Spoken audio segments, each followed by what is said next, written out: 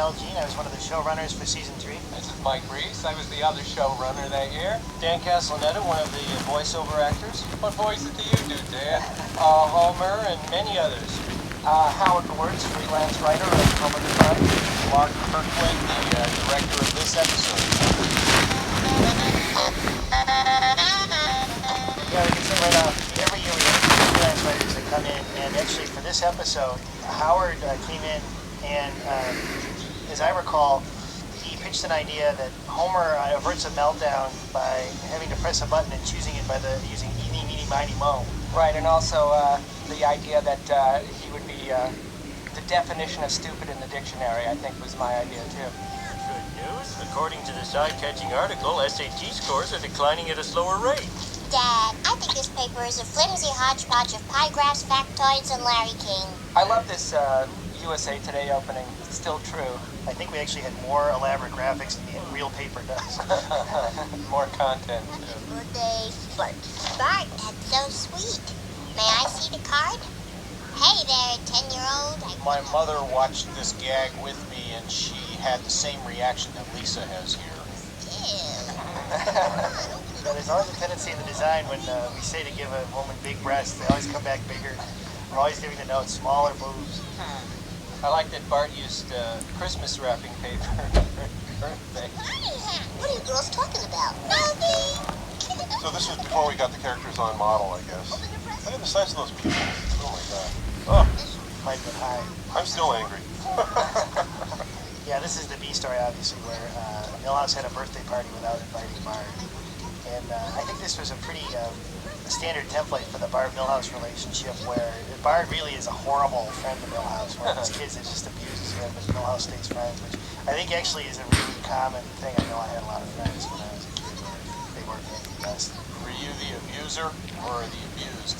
Abused. Yeah, that's what they all say.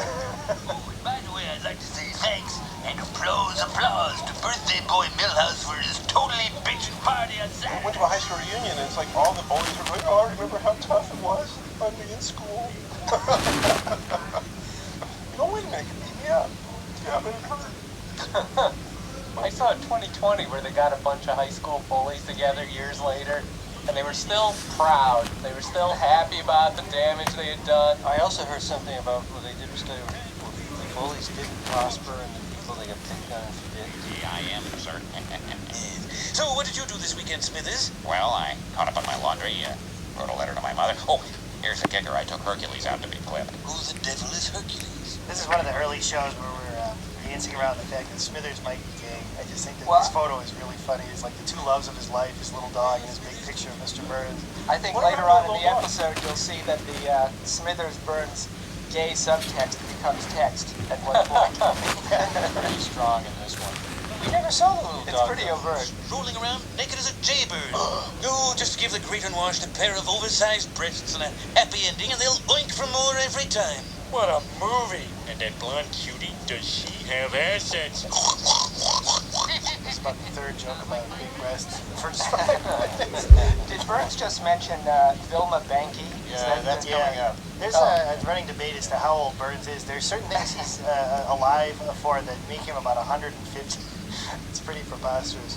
So I here's think the plot, when he right here, refers the to plot. a silent movie star, it has to be a silent star that only one member of the staff has heard of. We actually called our very brilliant friend to get the name. We have Well, a friend who knows everything about old movies. I remember writing Theta Barra and going, well, why did they change Theta Barra to Vilma Banky? It's kind of a lateral change. No, our friend is very proud of this. His classic contribution to the show. His name's Jerome if he ever buys the DVD. One thing that's interesting is you hear Otto and Apu, and the voices really have matured or evolved over the years. You can just see like a lower register. You can see a little, bit more depth to them. Yeah, they all say like Homer's voice changed, but a number of the characters' voices changed. I never say Homer's voice changed. It was always great. I'm saying they, not you. Oh, okay. Homer Simpson, sir. Simpson, eh? Good man, intelligent. Actually, sir, he was hired under Project Bootstrap. I love the pace of this first act. I think the tension is just right. The parallel stories are just right. The music really adds to it too. Very tight first act. Visually, I wanted this one to be the best that the power plant had looked to date. And so we put a lot of attention into the lighting of the scenes and the fact that the buttons glow, and we really rendered the control panel probably better than had been done before. Or since. I mean, it looks fantastic with all the lack of black lines. What do you call it? Self-ink? Self-color lines. Self-color lines? That's great. There's a lot of Do that again. backlighting. A lot of backlighting to make the control panel glow. Margarita, I want you. This is a scene I Or animated. John Lovitz.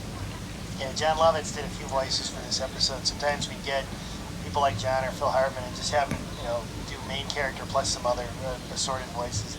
That man looked nothing like the real life Lovitz. I love the first couple of minutes. I think that's inspired. This is a very fun gag. Give me the flush. No, Brown. This station has just learned that a serious crisis is in progress at the Springfield nuclear power plant. Again, we can say now, Kent Brockman, I think the design is a little based on the late Jerry Dunphy, who just passed